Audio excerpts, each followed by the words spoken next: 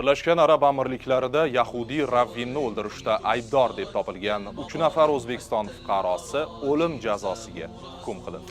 Bu 3 ta yigit Emiratda bir dona Yahudni shuni o'ldirganligi uchun bundan qo'rqyapti. O'zbekistonda ular bilan chegara bo'lmasa, o'zbek millati yoki bir ular bilan kurashadigan harbiy salohiyatga yoki iqtisodiy yoki bo'lmasa aytaylik siyosiy maydonda ular bo'lmasa nimasida shunandaqa bir rijollari bor ekan. Din uchun, o'zini oxirat uchun, o'zini jonini, molini sarflaydigan rijollari bor ekan. Shular chiqmasin.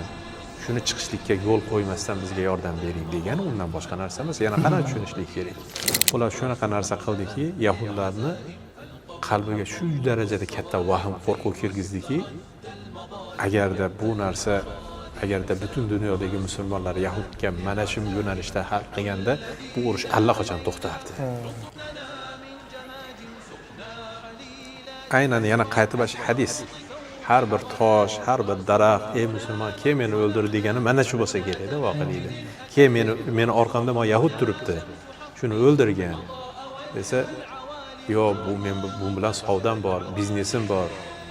Yo bo'lmasa bu bilan qo'shnim bor, oldi sotdim bor, bu bilan tijoratim bor deydigan odamni holati bilan yo bu meni oxiratim, Robbim, dinim deydigan odamni holati o'zi biladi har bitta odam.